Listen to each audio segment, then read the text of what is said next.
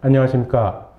지금부터 셀트리온 코로나19 항체 치료제 레키로나 글로벌 임상 3상 탑라인 결과 설명회를 시작하겠습니다.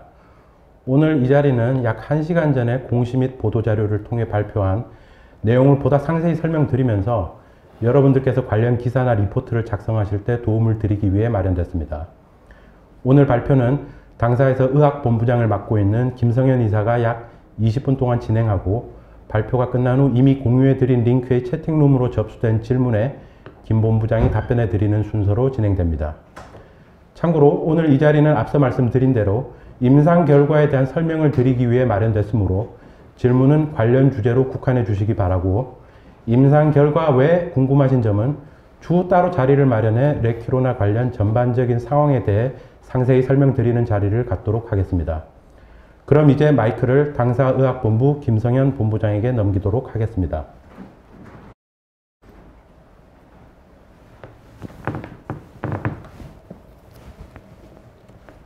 안녕하십니까. 저는 셀트리온에서 글로벌 임상을 디자인하고 그 결과를 정리해서 발표하는 업무를 담당하고 있는 김성현이라고 합니다.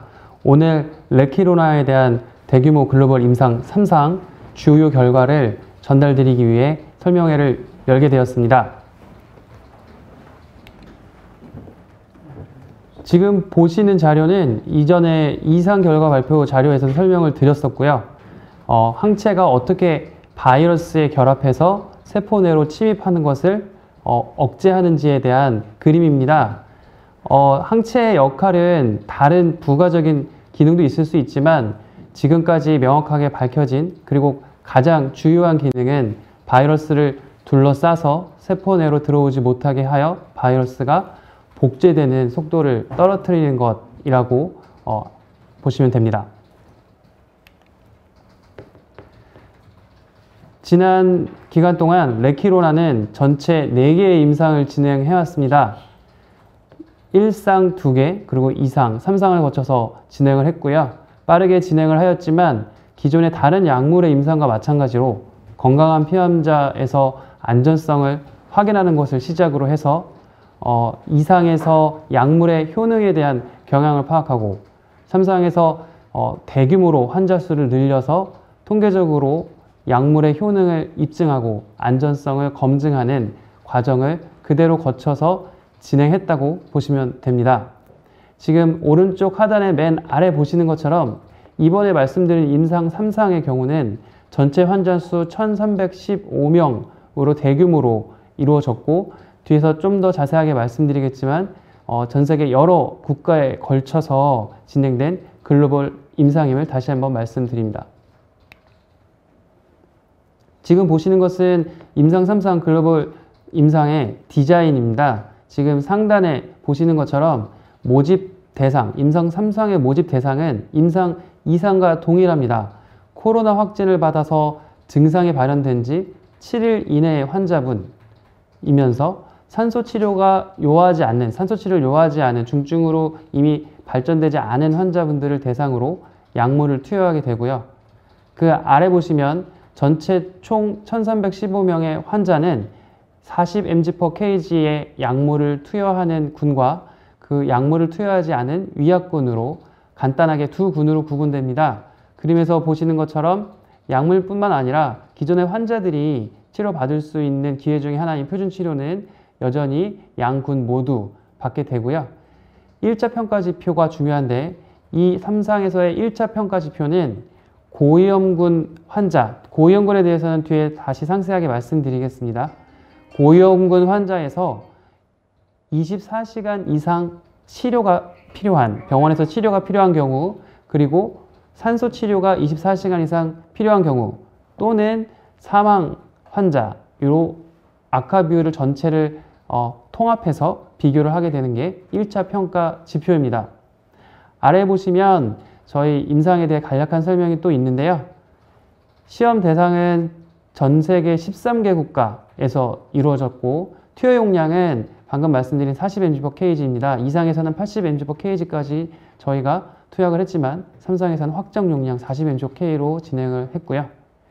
투여 시간은 2상에서는 저희가 안전성에 대한 우려가 깊이 있었기 때문에 90분으로 여유 있게 갔고, 3상에서는 이미 안전성을 확인하였기 때문에 60분으로 줄여서 진행을 하였습니다.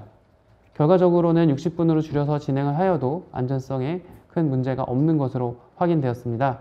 마지막으로 대규모 임상이지만 환자들에게서 바이러스 샘플을 채취해서 그 농도의 변화를 마찬가지로 관찰하였습니다. 지금 보시는 슬라이드는 저희가 오늘 발표드리고자 하는 내용들입니다. 이번 임상의 주요 평가 지표는 총 4개이고요. 지금 보시는 것처럼 1차 평가 지표가 하나 있고 그 외에 2차 주요 평가 지표 3개가 있습니다. 이 총 4개의 평가 지표에 대해서는 사전 통계 계획에 따라서 통계적인 검증이 필요한 지표라고 보시면 되고요.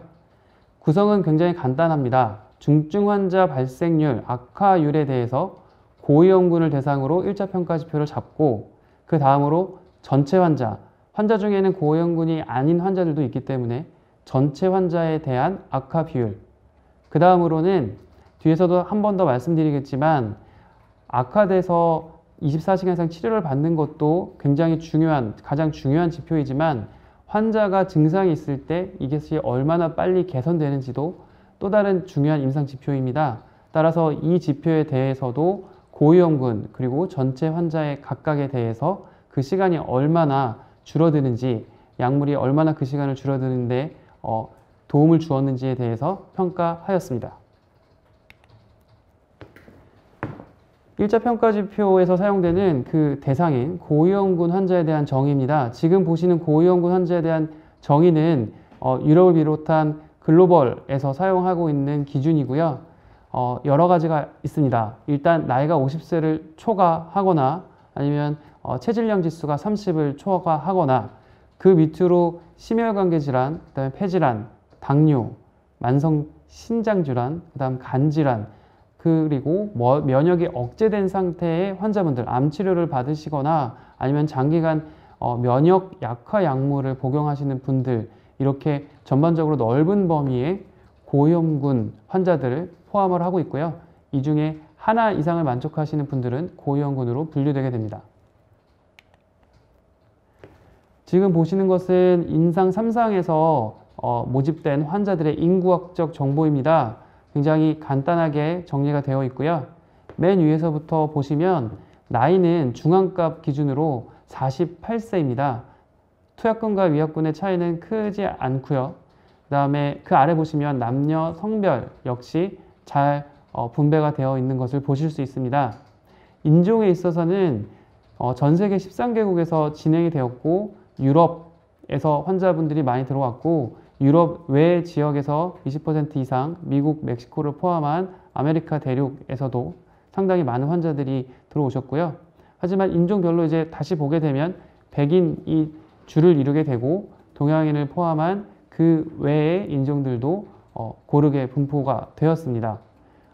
맨 아래 보시면 고위험군이 차지하는 비율을 보실 수 있는데요. 앞서 정의에서 말씀드린 그런 고위험군 환자의 비율은 전체의 약 67%였고 투약군과 위약군 양쪽 다 비슷한 수치로 분배가 되었습니다. 유효성 평가 앞에 말씀드린 주요 평가 지표 차례대로 설명을 드리겠습니다. 가장 중요한 1차 평가 지표인 고위험군 환자를 대상으로 중증 환자로 되는 악화율이 얼마나 차이가 있는지에 대한 결과입니다. 맨 위에 테이블 보시면 고위험군 환자에 대해서 40mg/kg 투약군과 위약군 사이의 감소 비율은 72%입니다. 그리고 맨 오른쪽에 보시면 이상에서는 각 군의 환자 수가 제한이 있었기 때문에 통계적으로 p-value를 계산하는데 여러 가지 논쟁이 있었으나 이번 대규모 3상에서는 환자 수가 충분히 확보가 되었고 이를 바탕으로 분석이 되었을 때 p-value는 10,000분의 1 이하이고요. 실제는 저것보다 훨씬 낮습니다. 10,000분의 1 이하로 평가가 되었습니다. 그 아래 보시면 이제 2차 평가 지표, 주요 평가 지표의 가장 위에 상단에 있는 전체 환자에 대한 중증 환자 발생률입니다. 전체 환자에 대해서도 보실 수 있는 것처럼 감소 비율은 70% 수준입니다. 역시 통계적으로 굉장히 유의하게 분석이 되었습니다.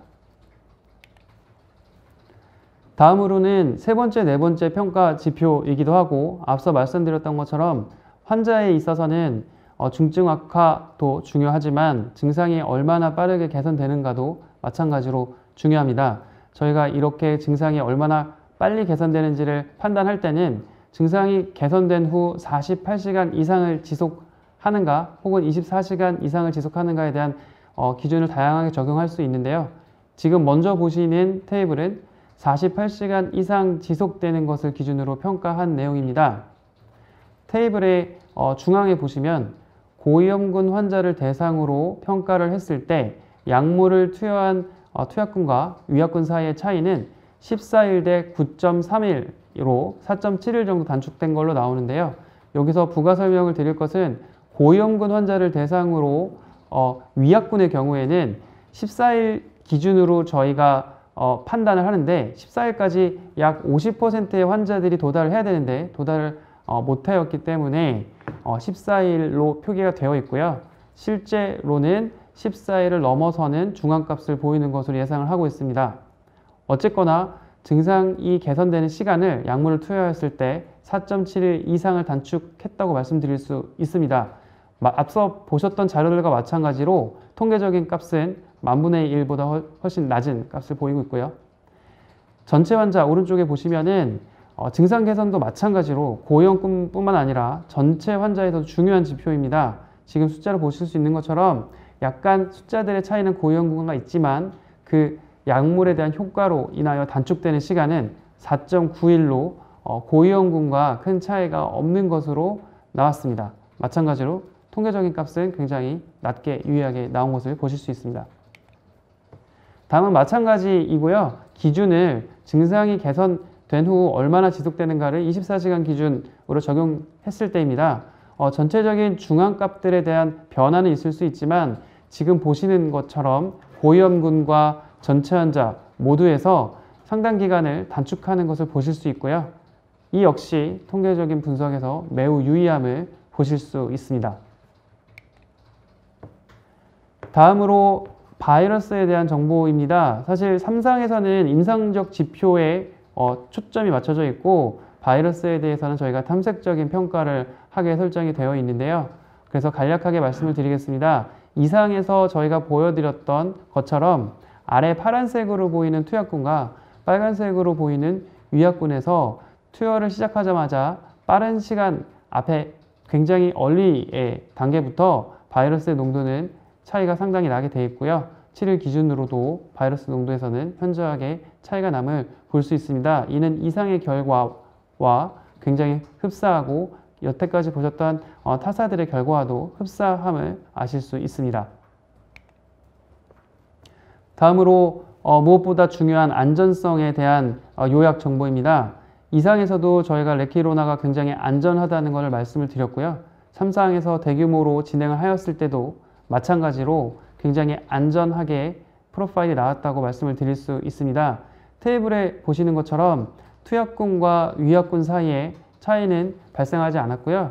중간에 보시는 중대한 이상 반응을 경험한 환자 수에서 저희 투약군에서 4명, 위약군에서 1명 발생하였지만 약물과 관련된 것은 1건 정도입니다. 이 1건은 그 아래 보시는 약물 주입 관련 반응이었고요. 이 약물 주입 관련 반응에서 그 발진이 일부 있으셨는데 그를 통해서 치료받으시려고 입원하시면서 1건으로 기록이 되었습니다. 요약해서 말씀을 드리면 전체적으로 저희가 주목할 만한 안전성 관련 이슈는 발생하지 않았고 위약군과 비교를 하였을 때도 차이가 없음을 관찰할 수 있었습니다. 지금까지 말씀드린 임상 결과에 대한 요약입니다. 먼저 안전성 관련해서 방금 말씀드린 것처럼 총 1315명의 대상 환자들에 대해서 특이사항이 나타나지 않았고요. 유효성은 앞에서 말씀드린 것처럼 가장 중요한 1차 평가 지표, 그 외 3가지 평가 지표에서 모두 유의하게 나왔습니다. 중증 환자 발생률은 고위험군 72%, 전체 환자 70% 감소를 시켰고요. 증상 개선에서도 역시 고위험군 환자 대상 4.7일 이상, 전체 환자 4.9일 단축시켰습니다. 마지막으로 탐색적인 평가 지표이지만 체내 바이러스 감소 프로파일 역시 이상과 마찬가지로 위약군 대비 빠르게 감소하는 것을 관찰할 수 있었습니다.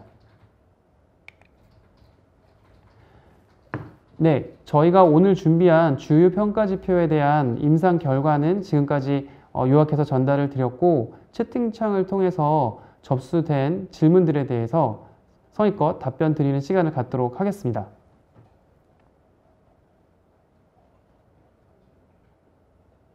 네.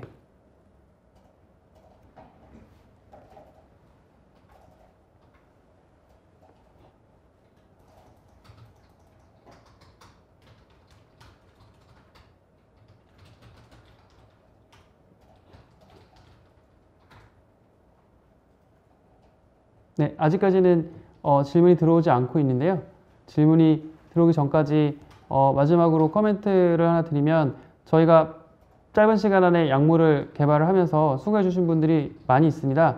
하지만 그 중에서도 현장에서 환자들을 바이러스로부터 지키기 위해서 고군분투하시는 의료진 분들께 정말 감사를 드리고요. 그 와중에서도 한국에서 이미 4,500명 이상의 환자들이 레키노나주를 투여받았습니다. 그 과정에서 소중한 피드백을 주신 의료진 선생님들, 그리고 저희 자문단 선생님들의 그 소중한 피드백을 통해서 저희가 좀 더 임상을 진행하는데 빠뜨리는 것이 없이 잘 진행할 수 있었던 것 같습니다. 다시 한번 이 자리를 빌어 감사하다는 말씀을 전달드리겠습니다.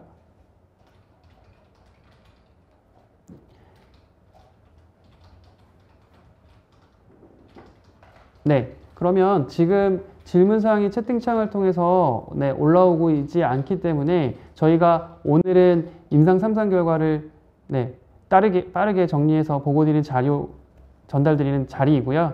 저희가 추후에 저희 그룹 차원에서 레키로나를 비롯한 이 코비드 19에 대한 그룹 차원의 전략에 대해서 전체적으로 소개해드리고 설명드리는 기회를 가질 예정입니다. 그 자리를 통해서 좀 더 상세한 내용 전달드릴 수 있도록 하겠습니다. 지금 아시아경제 이춘희 기자님께서 질문해 주신 것이 있어서 답변 드리도록 하겠습니다. 당초 임상 3사항을 3,000명을 목표로 진행한 것으로 여러 차례 보도되었는데 실제 임상 3상 규모는 1,315명으로 절반 이하 수준입니다. 임상 대상 모집에 어려움을 겪으며 규모가 축소가 된 것일까요? 라는 질문 주셨습니다. 일단 3,000명을 목표로 진행을 한다는 게 어느 순간에 나가 있었는지는 모르겠지만 저희 애초에 목표는 이상 결과를 말씀드릴 때도 1,200명 수준으로 자료를 확인해 보시면 아시겠지만 되어 있고요. 1,315명까지 조금 늘어난 것은 저희가 임상을 하면서 일부 10% 정도 늘어날 수 있고요. 그거에 대해서도 미리 다 말씀을 드렸습니다. 임상 환자를 모집하는 과정에서 힘든 걸 여쭤보셨는데요. 당연히 이제 자국의 환자가 다행히도 저희는 없는 상황이고 해외에서 환자들 모두 모집해야 했기 때문에, 그리고 많은 사이트, 많은 국가에서 해야 하기 때문에 쉽지는 않았습니다. 하지만 해외의 병원에서 환자를 치료해 주시는 의사 선생님과 의료진의 여러 협조를 얻어서 빠른 시간 안에 모집할 수 있었습니다. 네. 그 다음 질문으로 뉴스락의 최진호 기자님께서 질문 주셨습니다. 이미 조건부 허가는 받은 걸로 알고 있습니다. 임상 3상 이후 정식 품목 허가까지 얼마나 걸리는지요? 네, 아시는 것처럼 지난 2월 조건부 허가를 통해서 이미 국내에서 4,500명 이상의 환자들이 레키노나주를 투여받아서 의료 환경이 정상화되는 그런 효과들을 많이 저희가 전달 들었습니다. 정식 허가까지는 저희가 지금 이 자리에서 말씀드릴 수 있는 내용은 아니고요. 한국식약처와 논의를 통해서, 그리고 그 식약처의 판단에 따라서 앞으로 진행될 것으로 예상하고 있습니다. 다음으로 이코노믹 리뷰의 황진중 기자님께서 질문 주셨습니다. 환자별로 다르겠지만 투여 시작 후 대개 14일, 28일까지 레키노나를 몇 번이나 투여받나요? 예, 이거는 저희가 일상부터 4개 임상을 진행하면서 여러 번 말씀을 드리긴 했고요. 저희 항체 치료제는 단회 투여입니다. 그래서 첫날 투여를 받으시면 그 이후에 추가적으로 투여하는 경우는 없습니다. 다음으로 조선일보 유지한 기자님께서 질문 주셨습니다. 안전성에 중대한 이상 반응을 경험한 환자 중 약물 관련 1명에 대해서 다시 한번 자세하게 설명 부탁드립니다. 네, 아까 말씀드렸던 것처럼 그 한 분은 그 주입 과정에서 있었던 이상 반응이었고요. 저희가 정맥으로 혹은 피하로 주사 투여를 할 경우에 환자들에게서 심하면은 애나필락시스라고 하는 급성 반응이 오게 되고, 아니면 피부에 발진이 약간 일어난다든가 가려움이 있는 등의 주입 관련 이상 반응이 있습니다. 이 한 분은 피부에 발진이 있어서 치료를 받으셨고 회복이 된 것으로 알고 있습니다. 다음으로 한국경제의 김우섭 기자님께서 질문 주셨습니다. 현재 한국시각처의 레키로나주 품목 허가는 상당히 제한적인 환자군을 대상으로 되어 있는 것으로 아는데, 이번 임상을 토대로 투약이 가능한 환자군을 확대하는 허가 변경을 신청할 예정이신지요? 예. 네. 그리고 한국경제의 김우섭 기자님, 아시아경제의 이춘희 기자님 같이 질문 주셨습니다. 일단 투약원 확대에 대한 것은 시각처의 판단입니다. 저희가 이 자리를 빌어서 그거에 대한 답을 드릴 수 있는 것은 아니고요.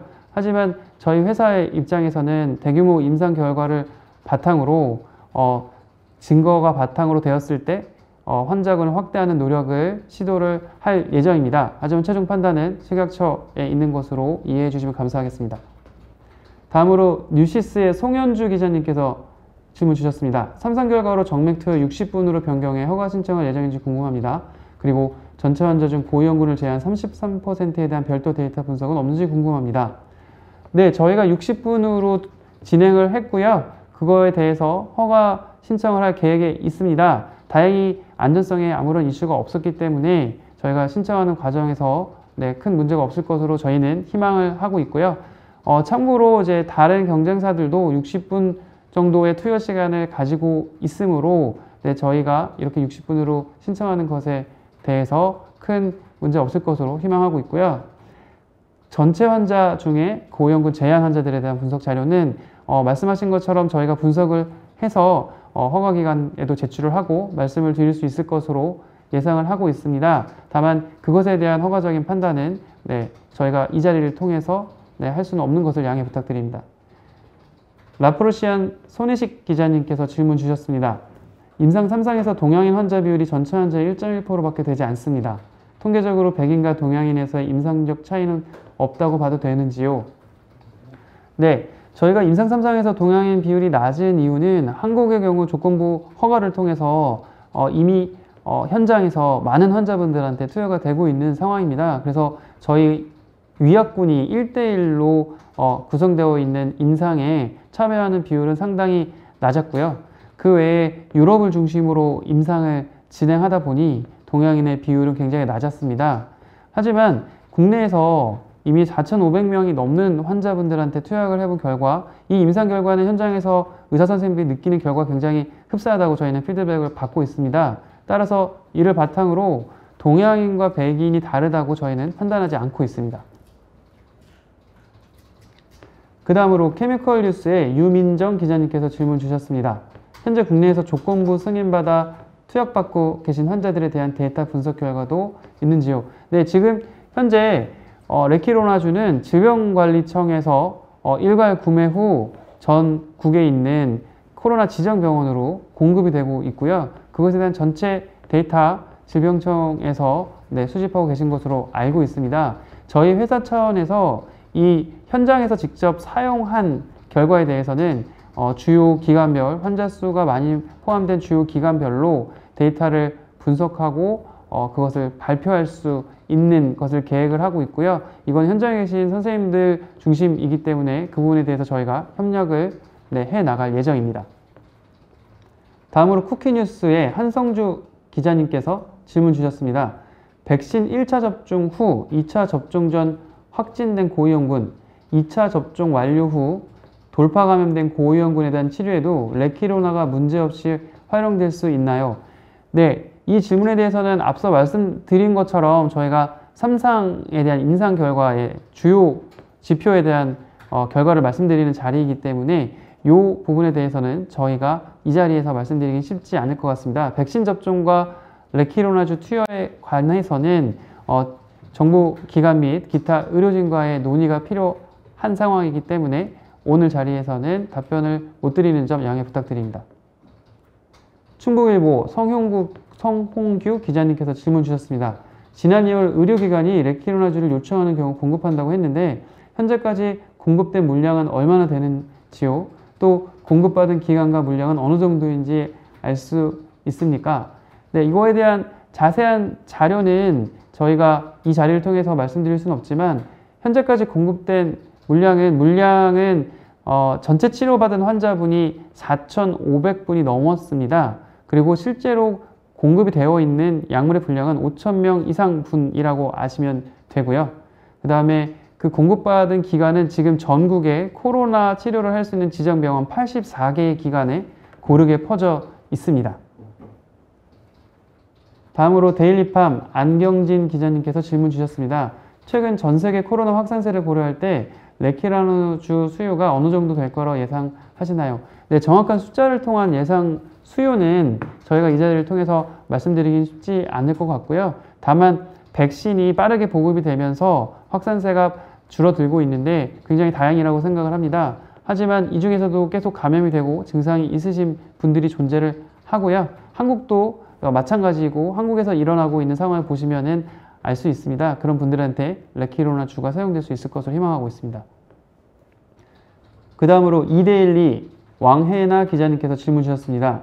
지난 2월 레키로나의 유럽 7, 8개국 수출 가능성에 대해 이야기하셨는데 아직 유효한 것인지요? 그리고 임상 3상 결과가 수출에 대해 어떤 영향을 미칠 것을 보십니까? 네, 레키로나주의 유럽을 비롯한 해외 수출 가능성에 대해서는 지금 계속 또 최종 조율 중에 있고요. 임상 3상 결과는 당연히 중요합니다. 임상 3상 결과처럼 대규모로 유의성과 안전성을 보이는 결과는 이 과정에 상당히 항상 중요하고요. 다른 약물의 경우에도 마찬가지입니다. 그래서 이 결과가 좋은 영향을 줄 것으로 희망하고 있습니다. 다음으로 바이오 스펙테이터 서윤석 기자님께서 질문 주셨습니다. 변이형 코로나19 바이러스에 대한 효과 입증 여부가 FDA나 EMA 등 승인에 영향이 있을까요? 네, 이렇게 오늘 승인에 대한 질문을 많이 주시는데요. 오늘 자리에서 승인에 대한 여부 혹은 그거에 대한 성공 여부에 대해서는 답변 드리기 힘듭니다. 다만 지난주 저희가 바이오 코리아 행사에서 레키로나주 그리고 저희가 또 준비하고 있는 다른 항체 치료제에 대해서 지금까지 발현되고 있는 변이 바이러스에 대한 효능을 상세하게 설명드린 바 있습니다. 이 결과들을 포함해서 아까 말씀드린 것처럼 차후 저희 그룹 차원에서의 코비드-19 대응 전략에 대해서 종합적으로 설명드릴 수 있는 자리를 통해서 전달드리도록 하겠습니다. 네, 그리고 아까 공급 관련돼서 말씀 상세하게 드린 것은 국내에 한정된 것이라고 다시 한번 말씀드립니다. 국내에서 4,500명 이상 투여 받으셨고 공급이 된 5,000명 이상 분의 공급량도 국내에 한정된 것으로 다시 한번 말씀드립니다.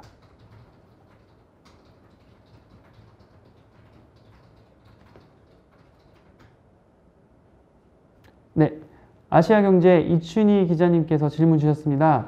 이번 임상 3상에서는 변이에 대해서는 고려되지 않은 것인지요? 네, 좋은 질문 주신 것 같습니다. 임상을 할 때 변이에 대해서 저희가 고려를 하고 임상을 진행할 수 있는 부분이 상당히 제한적인데요. 그 이유는 환자분이 들어오셨을 때 약물을 빨리 투여를 해야 됩니다. 즉각 투여를 해야 되는 상황에서 이분이 어떤 변이인지를 파악할 수 있는 시스템은 아직까지는 원활하지 않습니다.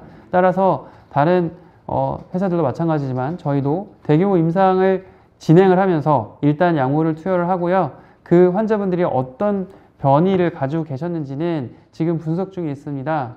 따라서 지금 저희가 탑라인 결과 발표드린 이후 7월 중에 전체 환자들이 어떤 변이 분포를 가지고 있었는지에 대한 데이터가 모집되면 그것을 통해서 분석 값이 나오고 저희 레키로나주가 변이 바이러스를 가지고 계셨던 분들한테 어떻게 작용이 되었는지 알 수 있을 것 같습니다. 이 정도가 저희가 임상에서 고려할 수 있는 수준입니다. 네, 방금 전에 받은 질문이 마지막 질문이었고요. 지금 추가 질문이 있는지 확인하고 있습니다.